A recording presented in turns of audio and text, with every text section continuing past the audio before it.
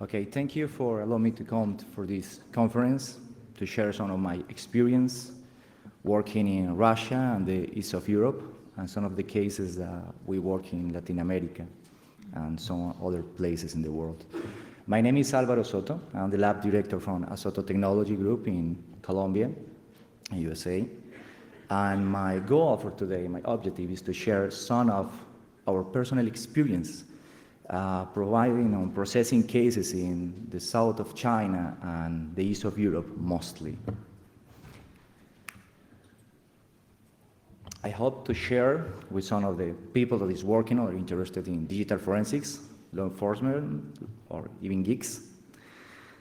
My goal for this conference is share our experience working beyond the traditional forensic tools, not only in case or FTK. Usually when you are working in real cases, in tactical operations, you will find a lot of challenge, and I will share some of that we found. Let's talk first about the evolution of digital forensics. In the beginning, we started to work with personal computers, we advanced to networks, we moved to smartphones, we started growing to the Internet of Things and a lot of digital appliances, and finally we grow to the cloud. What's next? Let's see. During the last days, we can saw how the news related to corporate espionage and the Chinese case against USA for some of the international economic espionage. I think that some of the critical viewpoints for the people that work for companies today, and I'm talking about cyber warfare, many of the companies believe that there are free or cyber warfare, or believe that there are free or interception for foreign governments. You saw the situation, and even is not new, with the Chinese government and other governments intercepting some of the backbones, some of the servers. If some people remember here the Aurora operations against Google, or the Mandiant report related to the malware and the attacking to some of the activists. This is really not new. This happened a lot of years ago in many governments. If some people remember here the information leak from AT&T, the backbone, the OCX3 backbone in San Francisco, but even with some of photos of pictures taken by some former employee of AT&T showing some of the illegal interception. This is really not new in the market. The thing that is new is the information is leaked.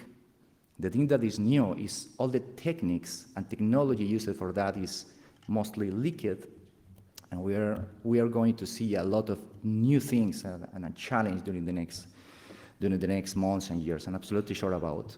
Then some of my points is try to do some kind of awareness for those here to this working in security research or working for secure or maybe more safe the companies that are working for, including the safe of the data and something. Not only against the traditional attacks, against some criminal bands, but because now the challenge is against governments. We are talking about more bigger challenge. We are going to see more about that. Officially speaking, the last weeks is the first time that inside a US court, China was indictment related to the spy cases, related to economic espionage. This is really a milestone. This don't happen before. What is going to see later, we don't know. This is the official FBI search for these people. I'm absolutely sure they're not going to go to US to confront the church. But this situation is going to be more repeatable in the future. If somebody here remember the case of Target, it's a big retail store in US, 40 million credit cards stolen, is going to Russia, to Odessa, to be more specifically, to Odessa in Ukraine. This is growing and growing more. Some of the cases in Colombia, the president email spy was intercepted by some competitor in the presidential elections. And just days ago, the 19 countries, the FBI rent a backboard, the cryptware, $40 for a full equipment, GTO malware. It's really, really interesting. And some of the statistics I want to share with you related to the corporate situation by Verizon, talking related to the data breach, right, in all the fields of the corporate. Many of the companies believe that this is mostly financial. As my colleagues explained yesterday in the other presentations, they talk about the utility companies, the SCADA systems, and the Internet of Things. This is growing more and more and more and more. We are going to see amazing situations during the next couple of years. This is a free report. It's really interesting to show to the CIO to improve the budget for the IT. And this is a general landscape about the financial, manufacturing, professional service, retail. Nothing is free of hacking or data breaches. It's not only about government. It's not only about financial institutions. This is growing more related to general companies. Something that I really want to make the awareness for the people, this is executive responsibility. I know that most of the people here is technical, but the interesting stuff is, for example, for Target, they spend more than $19 million trying to fixing the problem of the data breach. And I am absolutely sure they will not take this money from the payroll of the IT director. Finally, is the shareholders or the stakeholders, this money is going to be out from the company. Then something that I want to aware for the people is try to get involved more with the executive area of the company, with the people that take the decisions, to show more that they are finally going to pay the fines and the penalties for that. Related, I'm going now to the technical stuff. In the life, usually you have expectations.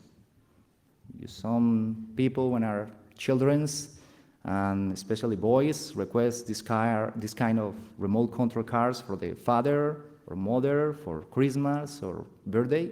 Usually they expect this, but they get that. For women, in a long-term relationship, after maybe short term, I don't know, 8 years, they expect something like this, but finally they get something like that. Really happened. Of course, for the graduation, when we leave the college or the university, we expect something from the family. Sometimes the budget is not affordable. And from the technical viewpoint, sometimes somebody tells you, hey, I need you to write for me some very simple code. And you expect something like this, but finally you get something like that.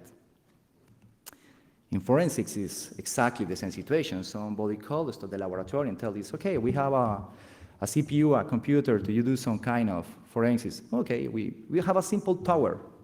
It's okay, no problem. Motherboard, hard drive, nothing more. But then, when we was in Russia, we start to receive toys like this. This is the gausser inside the computer with contacts in every corner of the computer. When we open the cap of the computer, he destroys completely the hard drive in 0.1 second. Totally unusable, the surface of the hard drive. Absolutely unrecoverable.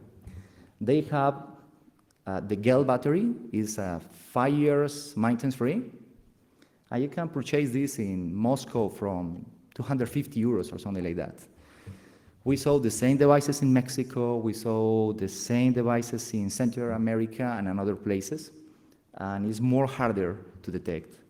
The interesting stuff is they have some mobile stations. This device works with a GSM phone, and then you can send an SMS and destroy the hard drive remotely. And they have like some kind of car remote alarm system, and they can destroy the hard drive from 300 meters away. In case a police search warrant, they not enough time between crash the door and go inside the place. Then this is the kind of really interesting tools. Of course, everybody remembers Zeus, the very old Trojans that is improving every day. SPI and something like that. And then this is the kind of real challenge that we are going to see. It's most for the hardware side, is beyond the standard tools. This edition is for servers. We found some servers in the east of Europe, and it's really interesting because this device can destroy up to 24 hard drives at the same time in 0.1 second. It's a degaussing process. They destroy completely the surface of the hard drive, totally unrecoverable. It's really interesting devices. Again, in networks, sometimes you expect this. Somebody tell you, oh, you need to come to the network to make a forensic image. Where?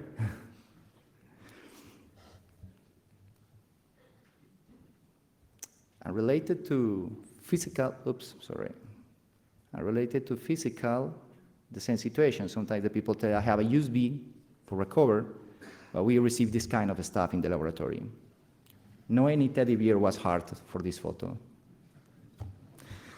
Okay, now, so what's the challenge? What is the new lab tools?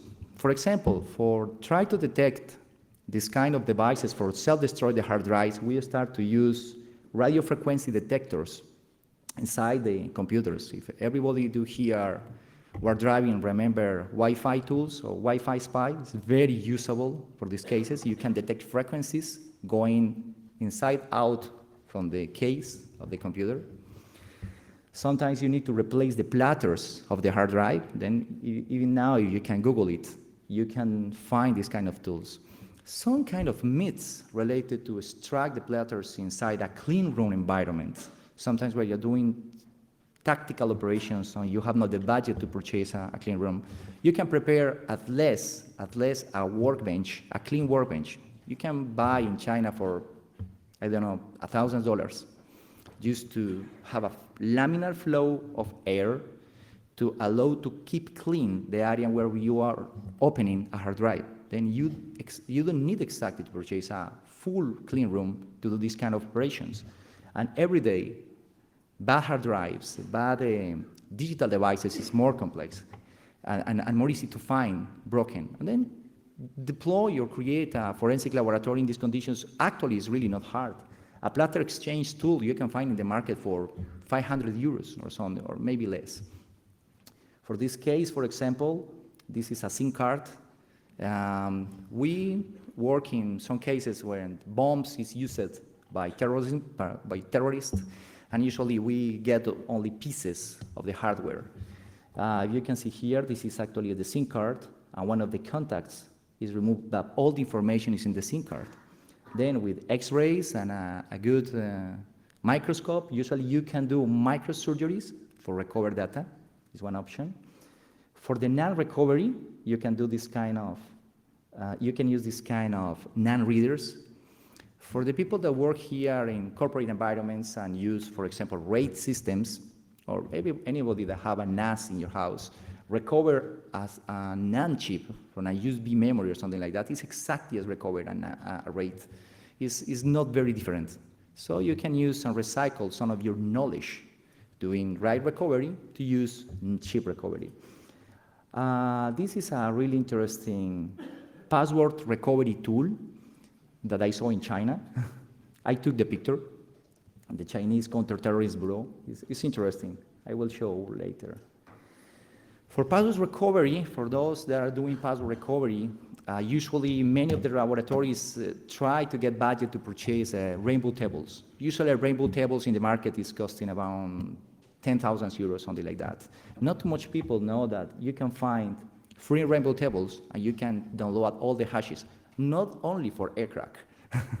You can do too for password recovery, for office files and many of the LAN hash or when you're doing some kind of forensic stuff. And then this kind of resources is free for everyone.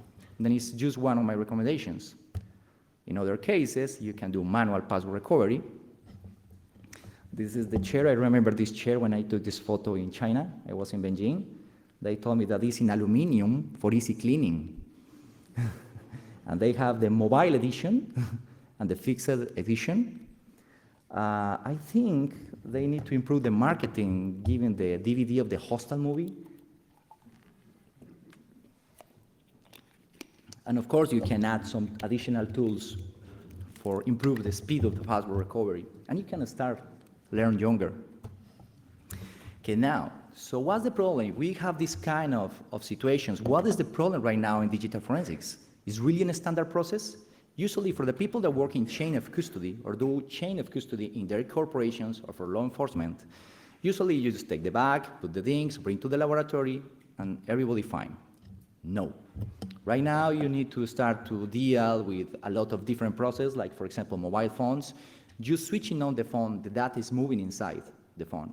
If you take a SSD disk, a solid state disk, it's exactly the same situation. Is the controller of the hard drive is moving data inside the chips, and you can't do anything unless you remove chip by chip and remove and try to do the manual recovery for every on the NAND, right? Then this change totally the landscape of digital forensics. Every single book that we know about digital forensics changed right now. It's just not possible to follow the previous protocols that we have related to discover or download information or recover information from digital forensics. So we have a lot of challenges about that. One of my recommendations, my personal opinion, is ISO 17025. That is one of the standards to work in forensic laboratories. I really, really recommend for the people that is working seriously for digital forensics, because it really can help you to do scientific process and prove scientific process in the forensic laboratory. Many of the laboratories in digital forensics that you can see worldwide usually is certified in ISO 9000. But really ISO 9000 don't check the scientific process, and this is one of my recommendations for the laboratory information management system. So what is the approach for this kind of forensic procedures? So, usually when I go to provide some kind of training of consulting in forensic laboratories, we saw more the technical side. We don't saw working hard in the administrative process or the legal process or even in the integration between different countries. Some of the challenge that we have is sometimes is when we found somebody hacked, for example, from Brazil or from Russia or from Ukraine or from Bulgaria, and then try to know the channels to do the proper way, to do the proper indictments or the search warrant is really, really important. Keep ahead of the curve in these kind of situations. Now, actually, the situation that we have in digital forensics is almost impossible that one single guy can work in all the technology in the forensic laboratories. We saw right now the only way is take people and specialize in different paths, like operating systems, network operating systems, mobile phones or smartphones, including the Chinese ones, because now is the new challenge. Not all the tools can read Chinese phones, and many of the phones used by the crime is in Chinese phones, is just generic phones that can be read by the standard tools. For the people that know about hacking or removing the restrictions on mobile phones, usually they purchase some kind of black boxes, and actually this is the only way to do some kind of recovery of these phones. The interesting of this stuff is use this kind of black boxes to remove the restrictions of the phones and can read the data from the phones. In some countries actually are illegal. But when you go to the police, you go to the forensic departments, or you go to some corporations, you found the boxes because it's the only way to read data from such kind of phones. Reverse engineering is growing more and more at the binary level for malware analysis, for protocol analysis, is growing a lot, including, of course, as my colleagues say yesterday, all the application servers is growing. It's a trend that is growing more and more. And for the forensic laboratory tools, for example, like firmware analysis and repair, this is something very interesting. Not too much people know that the hard drives include their own operating systems in the plates of the hard drive. In almost all the computer engineering books, usually hard drives start by sector 0, but this is not totally true. The factory level include negative sectors, -0, -1, usually until -30, something like that. They include the operating system from the factory. And it's interesting, somebody that have experience listen a knocking hard drive, believe usually, oh, the heads die, or maybe the motor stop, or maybe the PCB, the printed circuit board die. No, Sometimes exactly happen in Windows, the operating system died. And you just need to go and repair some of the modules of the operating system and the hard drive, voila, start to work again. The interesting thing about the operating system at factory level, and I want to show you here something.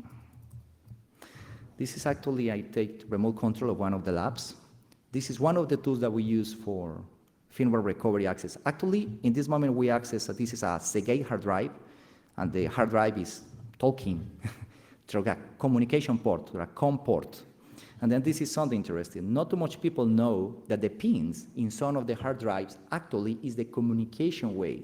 So I can send commands, factory commands, or standard ATA commands to the hard drive to get information or even to delete the password, the factory password. Many of the laptops, for the people that use the laptop and go to the BIOS and set up the password in the BIOS, this password, you know that is not for software. It's included in the firmware of the hard drive. Sometimes we receive this kind of hard drives and the people don't know how to remove the password. And then something interesting with this kind of tools. Number one, we can access to special zones in the hard drives. We can modify information. We can modify the behavior of the hard drive. We can do the recovery of the hard drive, and including do something interesting like this.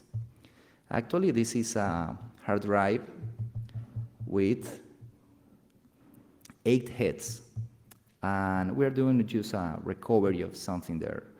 And the interesting of this stuff is some of the heads is failing. We have some failures in the heads. And then something that I can do doing manipulation of the firmware, the factory firmware. Hold a second, please. Something that I can do doing the manipulation of the firmware of the hard drive is actually I can do this. Actually, I can switch off electrically the head of the hard drive, so I can read the surfaces of a specific size of the hard drive. What is the advantage of this? If I have a hard drive and only one surface is broken, I can read all the other surfaces of the hard drive. This is the good news when you're doing recovery of forensics. The bad news that we saw these kind of cases in Shanghai is exists something called black box hard drives.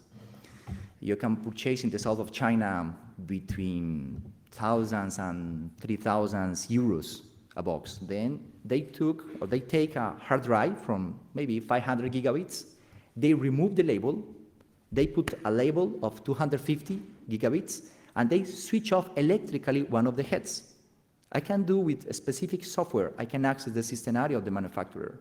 So when I go to the place to stolen information or move information between borders to avoid to taking risk, because if I am using encryption, I am dressing a red flag to, hey, catch me, I'm a suspicious guy. So if I don't want to have any kind of suspicious or awake any kind of suspicious crossing the border, it's simple. I just hide information in one of the surfaces of the hard drive.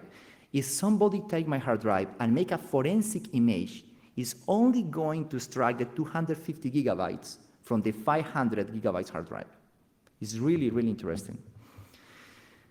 My only recommendation is if you go to China to purchase these kind of devices, please don't use your camcorder. I do that, and it's not a good idea. I need to run 3 days outside Shanghai to avoid some kind of problems because they believe that I'm going to bring them to the police or something like that. It's not nice. So this kind of tools is used to do digital forensic recovery, advanced forensic recovery, but the problem is you can use these two from the black side is to hide information in the system area or in surfaces of the hard drive. So, for example, you can see here, bad sectors, and I can see that the head tree, actually, the head tree, if you can read, I think, maybe. The head tree is the head with the problems. So what I can do, I just only switch off the heads tree, and I can copy all the other head and surfaces. And finally, when I am ready to work with this surface, I try to recover what is possible. If not, I just do a head exchange. Simple. This is the kind of challenge that you're going to confront. It's the kind of challenge that you're going to see. But the tools is really unavailable. And as I told you, something to research, for example, specifically to the Seagate cases, is if you want to play, you just need to connect to the COM port of the computer, and you can connect directly to your hard drive, and you can talk directly to the hard drive. It's really, really interesting, the factory commands and the behavior, how you can change the behavior of the hard drive. Okay. Then this is related to the firmware analysis and repair, right? Of course, we have another challenge like mobile phones, is where to pack the mobile phones. If I have 100 phones, or even one only, or one single phone, and I want to avoid the self-destruction of the phone through the SMS, for example, if you catch in your company or in an operation a mobile phone and you want to avoid the people send SMS to destroy the phone, you need to use again Faraday cage. For those who are electrical engineers or something like that and remember this very, very basic concept about the copper cage, again, is working here. It's the best way. Some people, some of my colleagues use active GSM blockers. But something that happens usually with the active GSM blockers, when you plug to the electricity and block all the 4 bands of GSM, is sometimes light go out. It's a blackout, and then usually they turn on the tool, access the SMS, and delete and wipe completely the phone. Really happen. I have a lot of cases in this. What is the advantage of a Faraday cage?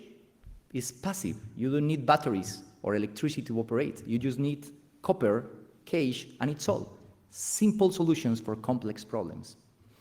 The NAND readers, as these kind of devices, allow you to read one by one, chip by chip. For example, if you have a USB. The challenge when you're doing NAND recovery is actually does not exist any kind of standard algorithm for stored information in the NAND chips. Then companies like Sony, Samsung, Siemens everyone uses own algorithms to store the information on the chips. So you need to drink a lot of coffee and Red Bull when you are trying to do some kind of reverse engineering to recover that. The good news is you can do it. The bad news is your invoices for coffee and Red Bull will grow more because every month they are releasing new chips and new NAND readers about that. Spectrum analyzers, as I recommended, sometimes, as I told you, if you get a black box, or use a tower rack computer, and you have no idea if something is inside, please run the YSPI first, or run any spectrum analyzers. You can find even cheaper spectrum analyzers in eBay or something like that. Remember, actually, we saw that the Gausser, only the Gausser to destroy the hard drive, but if somebody have the nice idea to put C4 explosive close to the stuff, I think it's not good to bring this kind of stuff to the laboratory, right? And absolutely sure we're going to see these kind of situations in the future. Mobile multiplexers, for those to work in very old networks, maybe ISDN, when we have a lot of small channels of 64 kilobits and we need to put all together to have one single channel, again, multiplexers is working for mobile broadband. Sometimes when we are doing some kind of tactical operations or even working for some corporations that we can use, for example, the broadband of the company, and we need to use external network, we can plug 4 or 5 GSM modems and act like one. You can find a lot of tools right now to do mobile multiplexers. Even if you are using 4G or 3G or LTE or UMTS, sometimes the broadband is just not enough to send information. Then mobile multiplexer is a very useful tool if you are looking for transfer high-speed information in mobile networks. Sandboxes, of course, for those that are doing reverse engineering, I think that is like the first aid kit. But now for the people that is working for forensic laboratories, that is more, the habit is more related to work with dead evidence. This means I take the hard drive, I make the forensic image, and it's all. And I work in the dead evidence. But all the new viruses or the new malware that only start with the computer boot, the only way is just start the evidence to see the behavior at the protocol level at the kernel level and at the memory level. Is no other way to do that. Then, so the people is working with forensics, please see sandboxing. Some of the people is using VMware. Yes, it's useful. Or use virtual machines. But you can see the full behavior behind that. So sandboxing is an extraordinary good tool to try to do some kind of reverse engineering or behavior behind physical evidence in the cases that I'm working for. The strong single sign-on authentication, I just recommend it here because in my experience, we saw, especially in some cases in Latin America, we saw how some of the evidence in forensic laboratories was taken by some of the forensic analysts and was sold to the press. And you can imagine the kind of scandals and how these make a lot of noise for the forensic case. So please use authentication. Please encrypt the hard drives of the forensic workstations because usually people is copying data from there. One of the operations that we have in some country in Latin America, they provide some evidence, some criminal group, and the interesting stuff is the evidence include a virus. They infect the full laboratory and start to copy all the data from the laboratory to know which cases they are working for. So the interesting is the computer has no password, they have no any kind of protection, so they can access anytime because the computer is in a bunker, actually it's in a physical bunker, but they forget the internet. Yes, I know. People say, okay, why connect a forensic lab to the internet? Simple, because you can't activate the keys, the license keys without internet. And because usually you need to update the antivirus. And usually most of the law enforcement don't want to bring a USB with all the updates in a thumb drive to do that. Then it's more simple just to plug the laboratory. Yes, happened. I know that this is against all the recommendations, but I am trying to talk here about the real case scenarios. I'm not talking about how look nice in a book of policies or politics related to forensic lab. And then many of the problems that we saw in the forensic laboratory is that.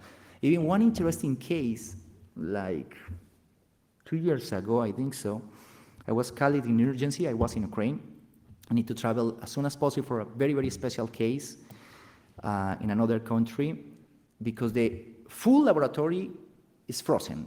Nothing is working. They have full servers doing decryption, full decryption 24/7, and it's stopped. They have all the workstations stopping, and they have no idea what is going on. Finally, when we go to see the workstations, the interesting is we found Age of Empires, Piracy Edition, in one of the workstations. When we asked for, one of the guys that work in the night said that he's very bored and he have no idea what to do. They have no internet, and then he bring a piracy DVD, and the thing that do the DVD is spread the virus in all the forensic laboratory and stop every single process. The interesting of this situation is when you are doing password decryption with law enforcement rainbow tables or something like that, if you stop the process, usually you need to start again. Not all the tools can resume where they go. And they contaminate everything. So process that is working 7 months breaking passwords, they need to start over again. The guy was sent to the most far away part of the country. You can imagine, I can't reveal that, but believe me, he's not exactly happy.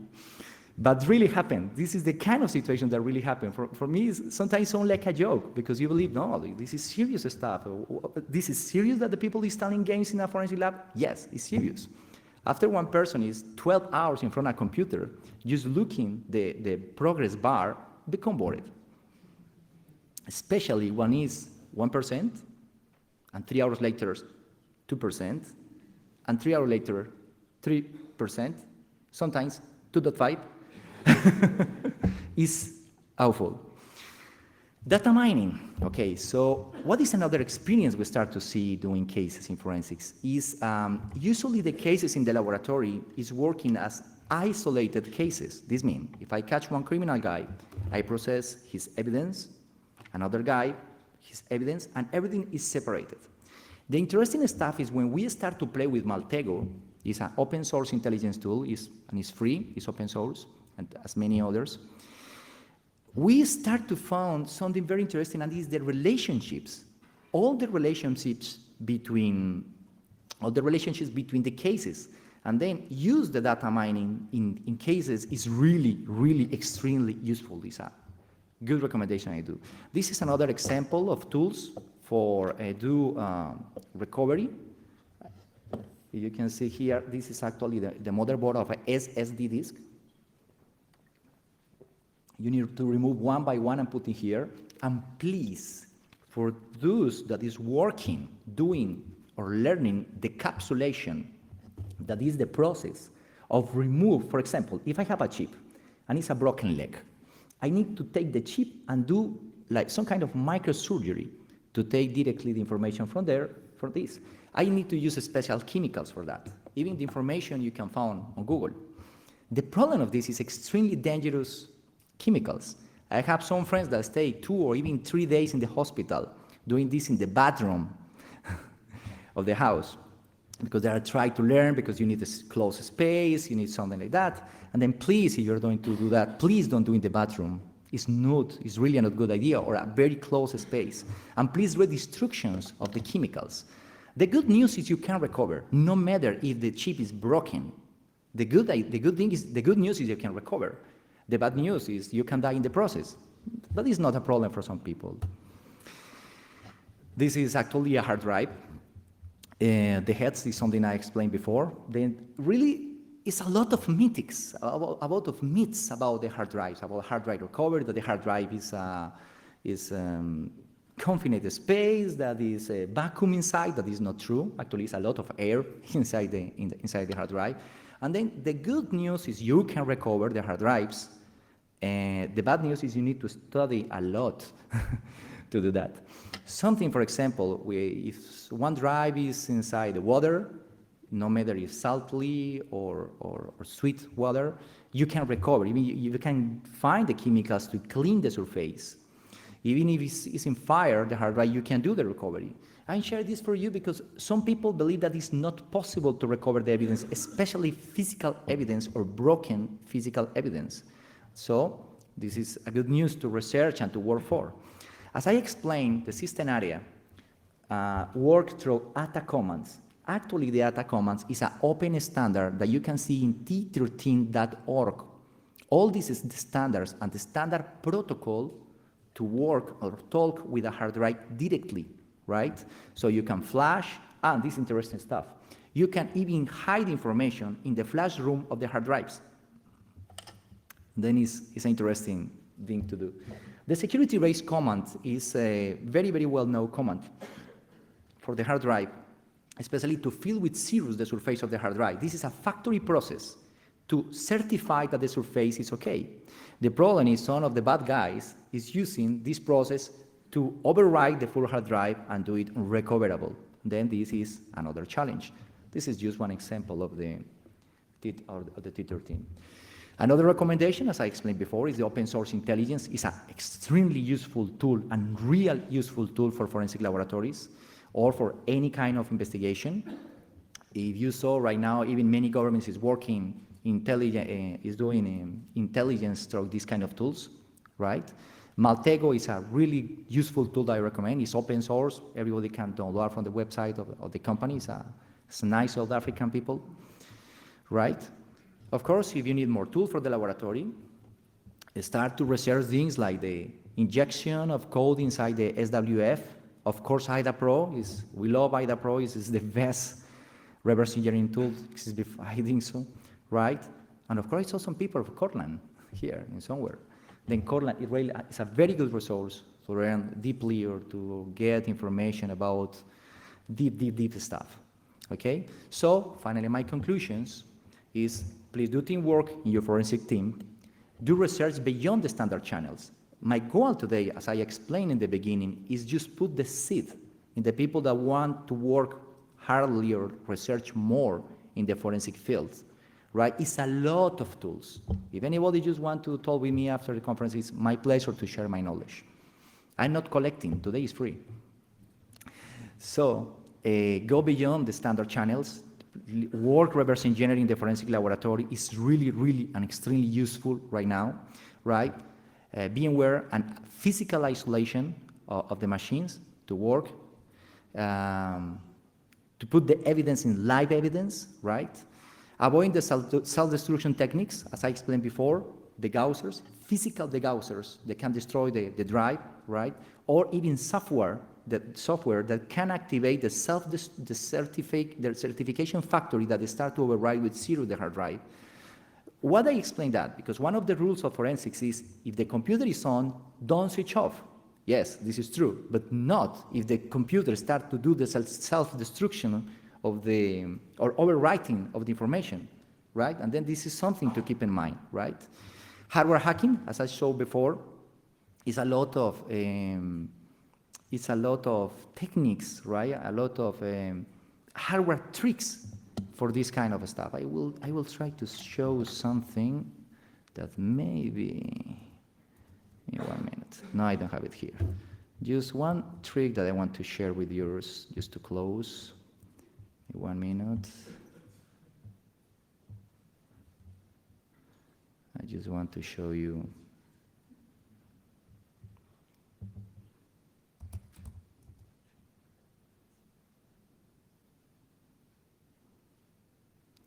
Yes, this is a nice example of hardware hacking for extreme cases.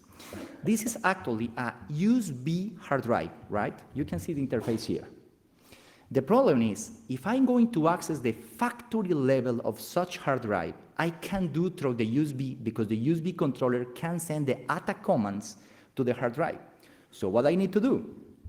The good thing of China, especially the Saudi, you can find the diagrams of almost every electronic in the planet.